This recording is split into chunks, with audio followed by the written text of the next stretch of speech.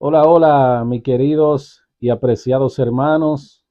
Una vez más, ya que teníamos un tiempecito perdido, ya estamos aquí con la palabra de Dios. Soy Víctor Sánchez, de Edificando Vida en el Tiempo del Fin. Así es que sean todos bienvenidos una vez más, como le dije, a este que es su canal, Edificando Vida en el Tiempo del Fin. Así que le pido, mis hermanos, que si se pueden suscribir, que se suscriban. También que le den a compartir al tema de hoy para que la palabra de Dios, como siempre, siga expandiéndose, siga llegando a más hogares.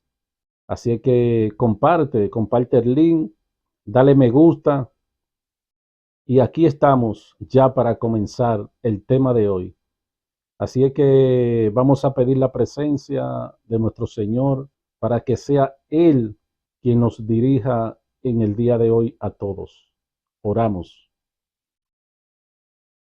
Padre nuestro, Señor, que estás en los cielos, santificado y alabado sea su nombre, Señor. Aquí estamos, Señor, un grupo de hermanos, conocidos, amigos y persona invitada, escuchando este mensaje, Señor, que usted ha enviado el día de hoy. Por eso le pido, Señor, que sea usted, Señor, quien hable a través de mí, pero también le pido, Señor, que usted le dé, Señor, enseñanza, sabiduría para todo aquel que escuche el mensaje el día de hoy. Todo lo pido en el nombre de Jesús. Amén.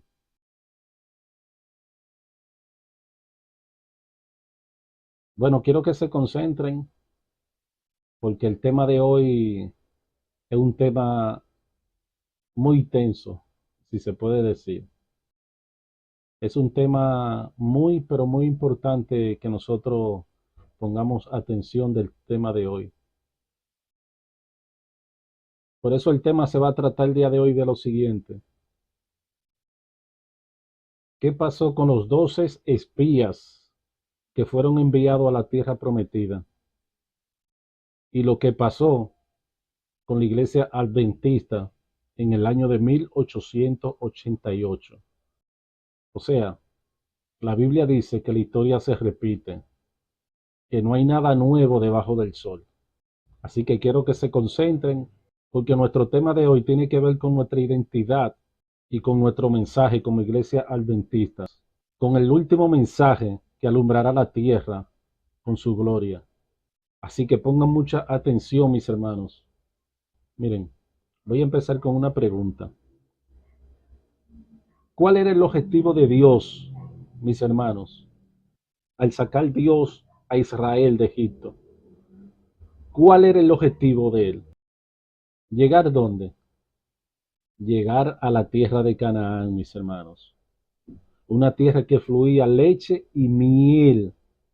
Y esa palabra, fluir leche y miel, era porque era una tierra ¿qué? Una tierra próspera, una tierra fértil. Ese era el objetivo de Dios con el pueblo de Israel. Ahora, lo más interesante es, mis hermanos,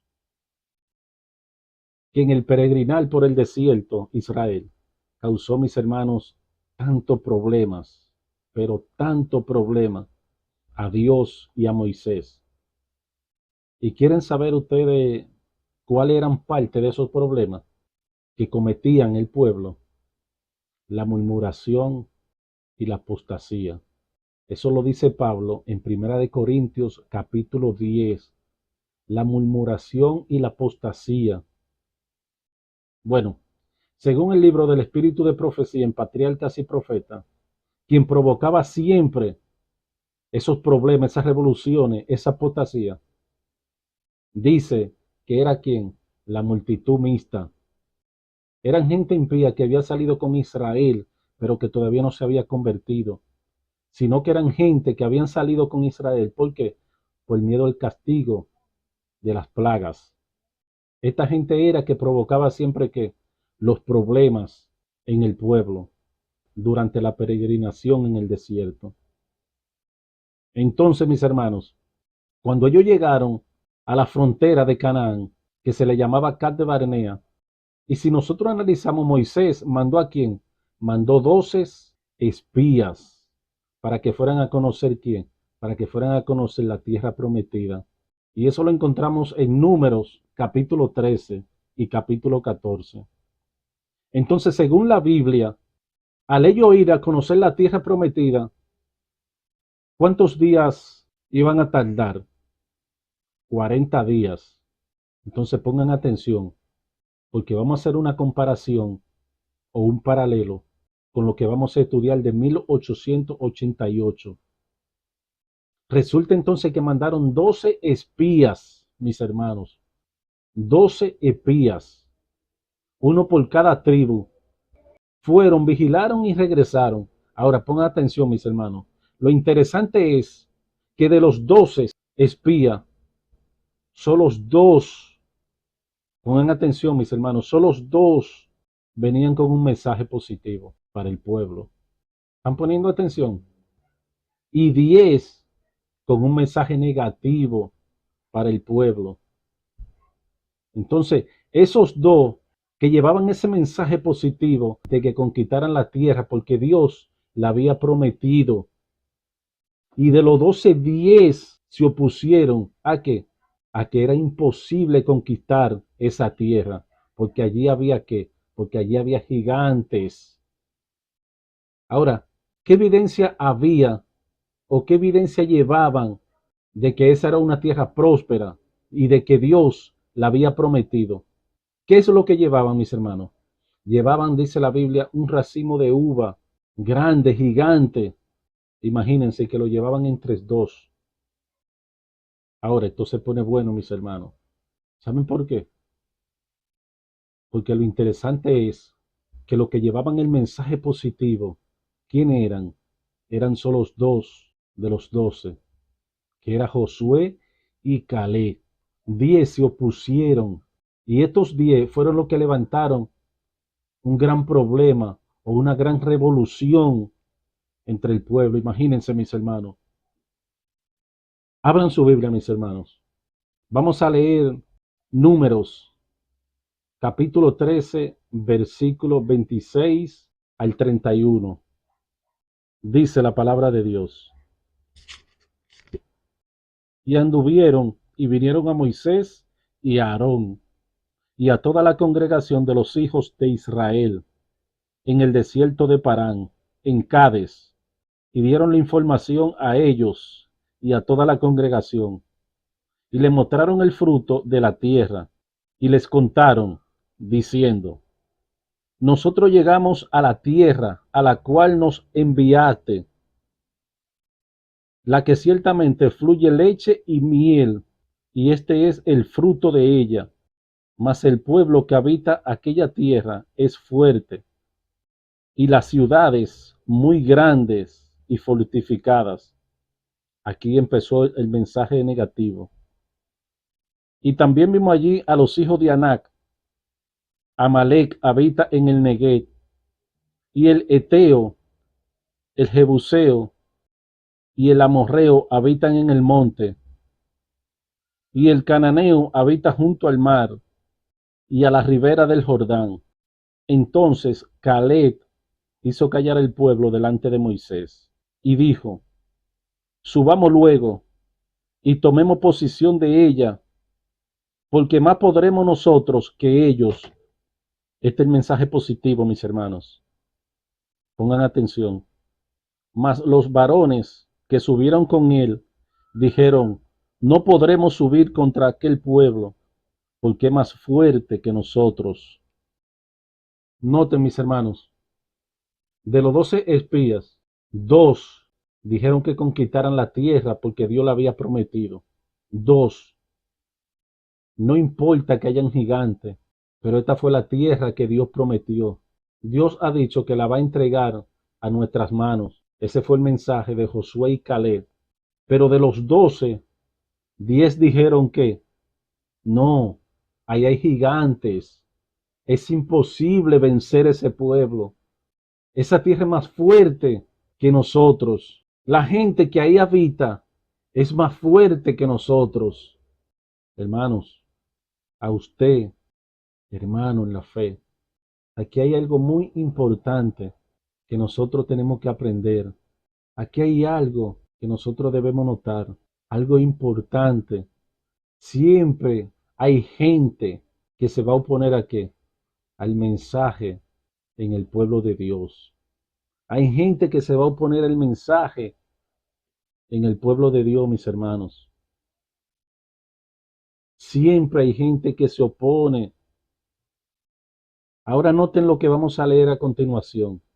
Esto no solamente causó problema o revolución dentro del pueblo, sino que cuando Josué y Caleb dijeron que conquistáramos esa tierra, no solamente hubo problema entre el pueblo, sino que también se enfurecieron contra Caleb y Josué y lo intentaron matar, lo intentaron que apedrear.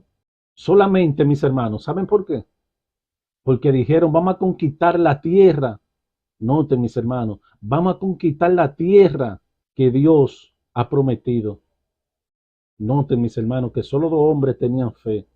Llevaban un mensaje positivo para el pueblo. Miren lo que sigue diciendo Números. Y nos vamos ahora al capítulo 14, versículos 6 al 10. Dice la palabra de Dios. Y Josué, hijo de Nun, y Caleb, hijo de Jefone, que eran de los que habían reconocido la tierra, rompieron sus vestidos y hablaron a toda la congregación de los hijos de Israel, diciendo, la tierra por donde pasamos para reconocerla es tierra en gran manera buena, y si Jehová se agradare de nosotros, él nos llevará a esta tierra y nos la entregará. Tierra que fluye leche y miel. Subraya este versículo. Versículo 9. Por tanto, no seáis rebeldes contra Jehová. ¿No sea qué? No seáis rebeldes contra Jehová, ni temáis al pueblo de esta tierra, porque nosotros los comeremos como pan.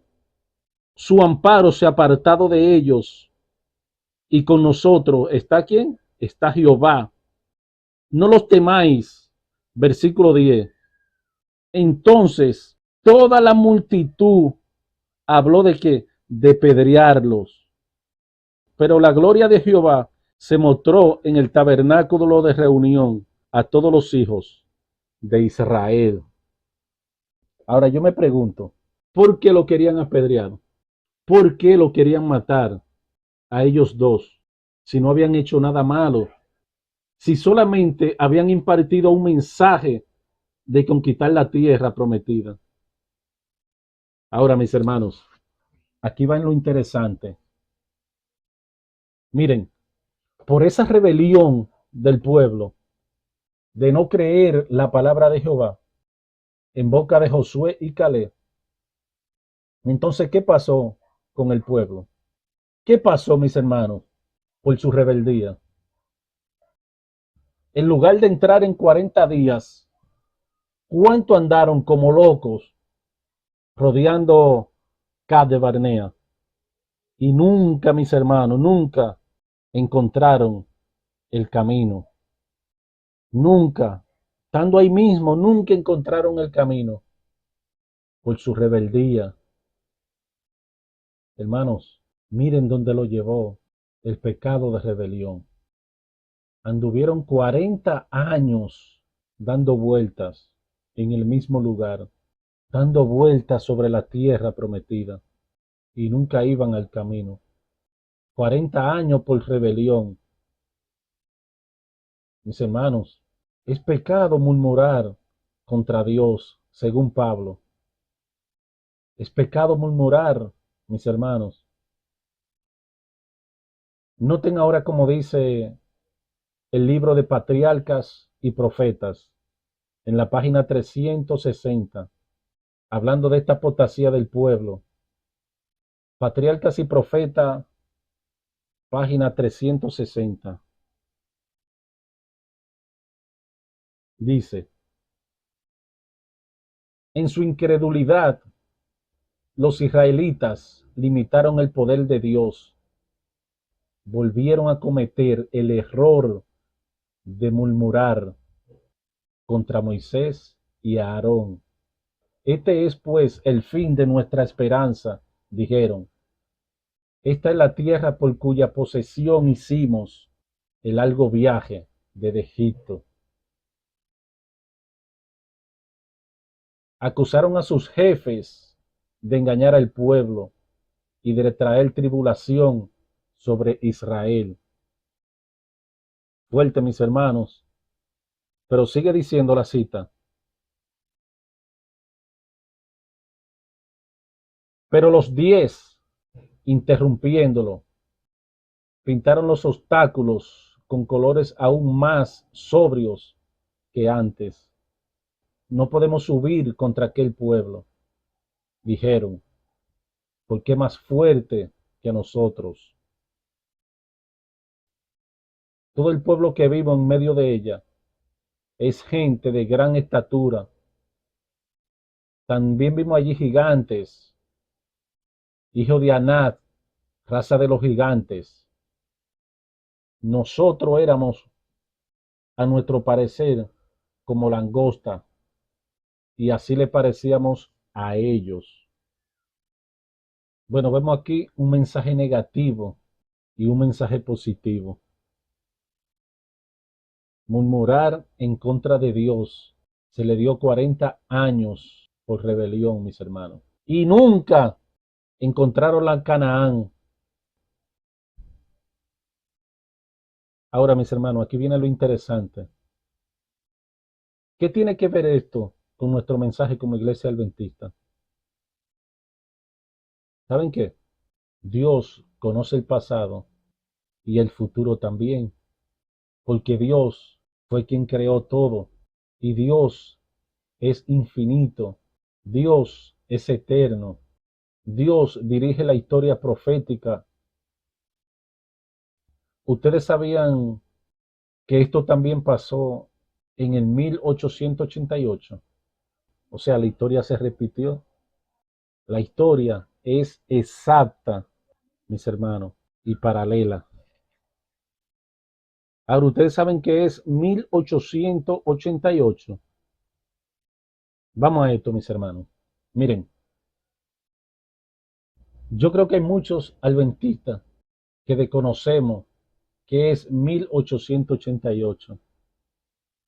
Esa fecha es una fecha crucial, es importante para el pueblo adventista del séptimo día. ¿Saben qué pasó en el año de 1888, mis hermanos? En la historia del adventismo del séptimo día. Dios también mandó un mensaje positivo, mis hermanos. Dios también mandó un mensaje positivo para el pueblo. ¿Y ustedes saben por medio de quién? Por medio de dos pastores llamados Warjones y Jones. ¿Y cuál era este mensaje, mis hermanos? ¿Qué mensaje era? ¿Y qué de este mensaje dependía si se aceptaba, mis hermanos? Entrarle a la Canaán celestial y que Cristo viniera y que era el mensaje de la justificación por la fe. Ahora noten lo que dice la página 171 de Eventos de los Últimos Días. Pero ojo con esto, mis hermanos. Pongan atención. Esto pasó en 1888 en el Congreso de Minneapolis. ¿Están poniendo atención? La iglesia como pueblo había olvidado este mensaje. La iglesia se había tornado ¿qué? Legalista. Predicaba ley sin quién, sin Cristo. Predicaban el sábado sin Cristo, mis hermanos. Y todas las doctrinas la predicaban. ¿Ustedes saben sin quién? Sin Cristo. O sea, la iglesia se había vuelto legalista como los fariseos y se habían olvidado o habían perdido de vista la justicia de Cristo, mis hermanos. De que toda esa doctrina sin Cristo no tenía valor. Y Dios en 1888 mandó este mensaje a la iglesia, al pueblo, el mensaje de la justificación por la fe, a través de los pastores Guayones y Jones. Ahora sí, vamos a leer lo que dice Evento de los Últimos Días, en la página 171. Dice: en su gran misericordia, el Señor envió un preciosísimo mensaje a su pueblo por medio de los pastores Guayones y Jones. Este mensaje tenía que presentar en forma más destacada ante el mundo al sublime Salvador, el sacrificio por los pecados del mundo entero. Presentaba la justificación por la fe en el garante. Invitaba a la gente a recibir la justicia de Cristo, que se manifiesta en la obediencia a todos los mandamientos de Dios. Tremendo, muy fuerte esa cita. Este es el mensaje que Dios mandó a la iglesia en el año de 1888. Ahora le hago una pregunta. ¿Qué pasó con el pueblo? ¿Aceptó ese mensaje con gozo y alegría en el 1888? ¿Lo aceptamos? No, mis hermanos.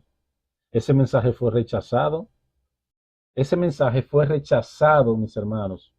Y la historia dice, en el espíritu de profecía, que en ese congreso, uno de cada tres pastores aceptó el mensaje. O sea, dos lo rechazaron, y comenzando desde el presidente de la conferencia en ese tiempo, que era el pastor Butler, lo llamaron ese mensaje una herejía que estaba predicando Guayones y Jones. Ahora, algo importante aquí, mis hermanos, que Elena de White aceptó el mensaje de Guayones y Jones. Ella sabía que venía de parte de Dios el mensaje. Y después de 1888, este mensaje fue atacado, mis hermanos, duramente por nuestros líderes, este mensaje. Incluso la historia dice que para Elena de White no atacar en ese tiempo al Congreso de la Conferencia General, porque estaban atacando un mensaje que venía del cielo, lo que hicieron es, ¿saben qué, mis hermanos? ¿Ustedes saben qué hicieron? Que mandaron a Elena de White para Australia, para que no estuviera oponiéndose a ellos. Fuerte, mis hermanos. Ahora, lo más interesante es que Elena de White desde allí escribía cartas, porque si ustedes leen Testimonio para los Ministros, en las primeras 60 páginas habla de esto. Y miren cómo Satanás había usado nuestros líderes en ese tiempo, igualmente como usó a los 10 espías para oponerse a Josué y Caleb. Pero también dice en Evento de los Últimos Días, en la página 171, párrafo 5, vamos a ver qué nos dice. Dice la cita: muchos habían perdido de vista a Jesús, necesitaban dirigir sus ojos a su divina persona, a sus méritos, a su amor inalterable por la familia humana. Todo el poder es colocado en sus manos y Él puede dispensar ricos dones a los hombres, impartiendo el inapreciable don de su propia justicia al desvalido agente humano. Este es el mensaje que Dios ordenó que fuera dado al mundo. Es el mensaje del tercer ángel y ha de ser proclamado en alta voz y acompañado por el abundante derramamiento de su espíritu. Entonces yo pregunto, ¿cuál es el mensaje del tercer ángel? La justificación por la fe. Ese es el mensaje del tercer ángel. Miren, Hubo una gran oposición, mis hermanos, en el año de 1888. Sí, una gran oposición en ese año. ¿Saben qué? Nuestros líderes se opusieron, mis hermanos. Nuestros líderes se opusieron a este mensaje. Pero gracias a Dios se recapacitó y se cambió nuestra posición en este tiempo. Ahora noten lo que dice Mensaje Selecto, tomo 1, página 276, párrafo 1. La falta de voluntad para renunciar a opiniones preconcebidas y aceptar esta verdad fue la principal base de la oposición manifestada en Minneapolis contra el mensaje del Señor expuesto por los hermanos Waggoner y Jones. Suscitando esa oposición, Satanás tuvo éxito en impedir que fluyera hacia nuestros hermanos. En gran medida, el poder especial del Espíritu Santo que Dios anhelaba impartirles, el enemigo les impidió que obtuvieran esa eficiencia que pudiera haber sido suya para llevar la verdad al mundo como los apóstoles la proclamaron después del día del Pentecostés. Fue resistida la luz que ha de alumbrar toda la tierra con su gloria y en gran medida ha sido mantenida lejos del mundo por el proceder de nuestros propios hermanos. Tremenda cita, mis hermanos. Tremenda cita. Ahora, yo pregunto, mis hermanos, entonces, según Elena de White, ¿de dónde surgió la apostasía? De nuestros propios hermanos. Pongan atención a lo que voy a decir. ¿Saben cuál era el propósito de Dios de este mensaje en el año de 1888? ¿Cuál era el plan de Dios, mis hermanos, en su calendario profético? ¿Saben cuál era, mis hermanos? Era de que la iglesia aceptara con gozo y alegría este mensaje y humilláramos nuestros corazones en 1888 y que cayera la lluvia tardía y que todo el mundo fuera evangelizado y así viniera quién, así viniera Cristo. ¿Están entendiendo, mis hermanos? O vuelvo y se los repito otra vez. Miren, era que la iglesia aceptara con gozo y alegría este mensaje, mis hermanos, de Guayoranes y Jones. Y así viniera quién, así viniera Cristo. O sea que nosotros desde hace mucho tiempo estuviéramos donde, estuviéramos en el cielo, mis hermanos, según Elena de White. Pero por nosotros rechazar este mensaje, ¿qué pasa con nosotros, mis hermanos? Aún andamos vagando en este mundo como los israelitas en Cades Barnea. Ahora noten como dice Elena de White en Eventos de los Últimos Días en la página 36, pero también está en Evangelismo página 504 hasta la 588. Dice, Evento de los Últimos Días, página 36. Durante 40 años, la incredulidad y la murmuración y la rebelión impidieron la entrada del antiguo Israel en la tierra de Canaán. Pongan atención, mis hermanos. Los mismos pecados han demorado la entrada del moderno Israel en la Canaán celestial. En ninguno de los dos casos faltaron las promesas de Dios. La incredulidad y la mundanalidad, la falta de congregación y la contienda entre el profeso pueblo de Dios no han mantenido en este mundo de pecado y de tristeza tantos años. Fuerte, mis hermanos, esa cita Santo Dios. Pero sigue diciendo, si la iglesia de Cristo hubiese hecho obra como el Señor le había ordenado, todo el mundo habría sido ya amonestado y el Señor Jesucristo habría venido a nuestra tierra con poder y grande gloria. Wow, mis hermanos, qué cita, mis hermanos. ¿Por qué nosotros andamos aún todavía en este mundo, mis hermanos? Y Cristo todavía no ha venido. Porque somos rebeldes, mis hermanos, y apóstatas. ¿Y hemos rechazado qué? El mensaje de la justificación de Cristo, mis hermanos, que es el mensaje que alumbrará la tierra con su gloria.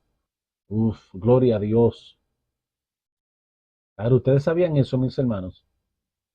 Ustedes sabían eso, que nosotros hace tiempo estuviéramos en el cielo, estuviéramos en la Canaán celestial, pero lo rechazamos. ¿Saben por qué? Por rebeldes y murmurones.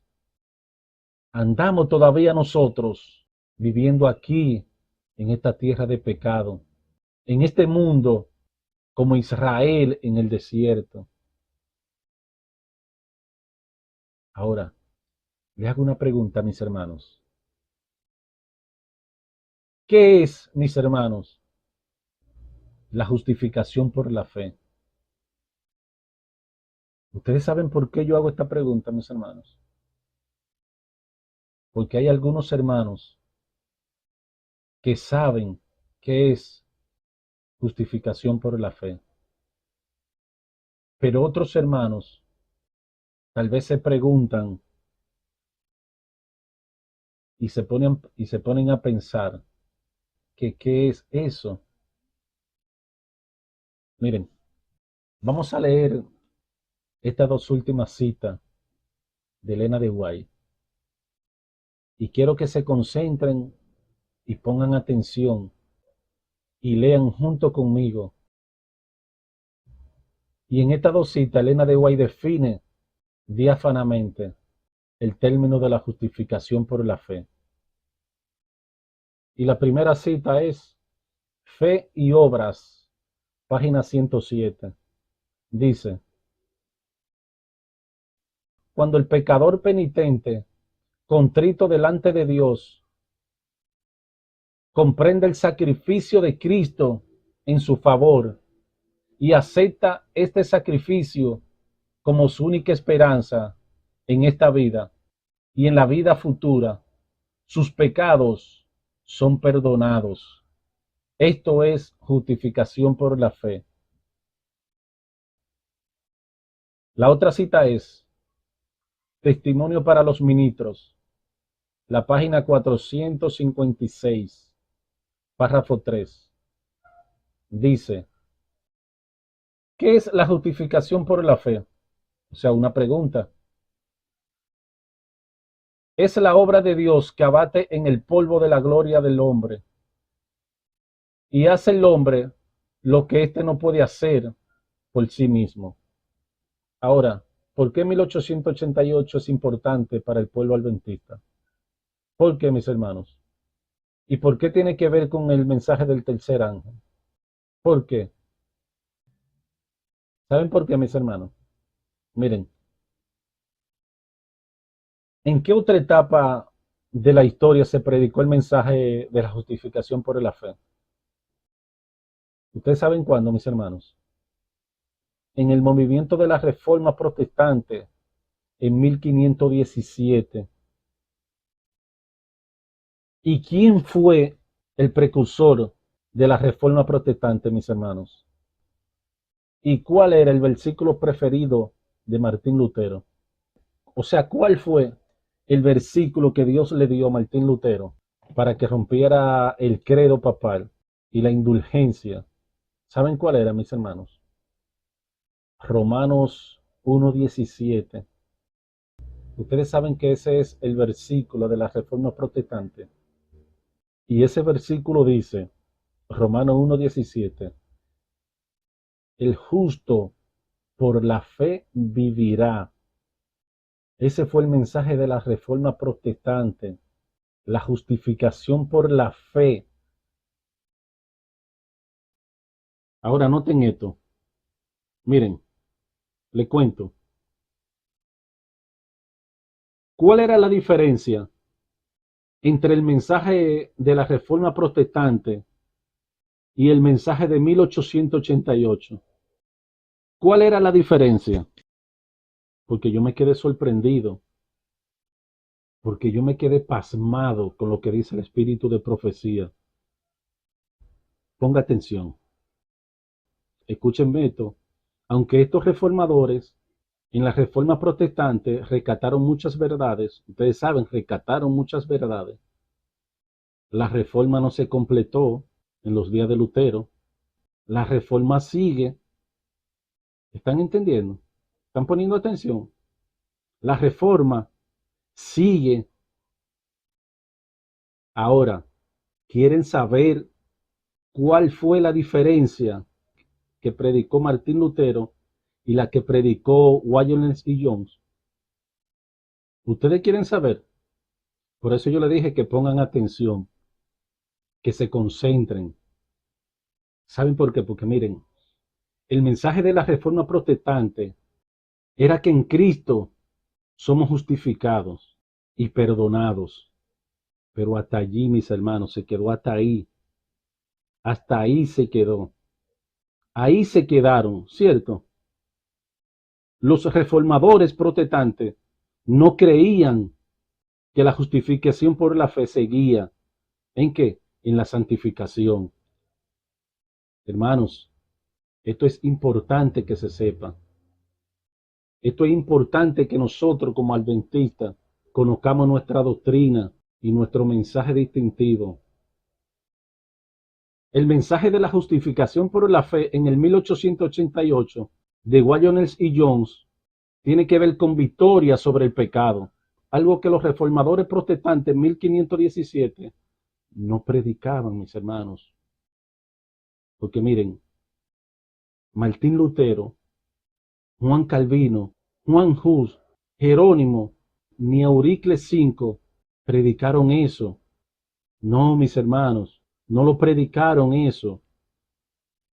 Pero que en el año de 1888 sí se presentó un mensaje más completo sobre la justificación por la fe, de que en Cristo hay victoria y que se puede dejar de pecar, porque el mensaje de la justificación por la fe tiene que ver con qué, con vencer el pecado y vencer la tentación, algo que los reformadores no predicaron. Esa es la diferencia de nuestro mensaje. Ahora, ¿saben algo, mis hermanos? Es fuerte lo que voy a decir. Satanás ataca este mensaje, pero no fuera de la iglesia. Es dentro de la iglesia que lo ataca. No es fuera, mis hermanos. Es dentro de la iglesia que lo ataca. ¿Saben por qué? Porque se están metiendo corriente ideológica, satánica, de que estaremos pecando hasta cuándo, hasta que Cristo venga. Eso es herejía satánica, mis hermanos. Entonces, yo me pregunto, hágase usted esa pregunta ahí donde usted está. Si cuando Cristo venga por segunda vez, viene a perdonar el pecado, ¿qué usted me dice? Cuando Cristo venga, viene a perdonar el pecado. Entonces, pura herejía, mis hermanos. Tenemos que abrir los ojos. Entonces, ¿cuándo es que el pueblo tiene que estar perfecto en carácter, santo, sin mancha y sin arruga? ¿Cuándo, según la Biblia? Según lo que usted ha leído, ¿cuándo? Antes de que se cierre la puerta de la gracia.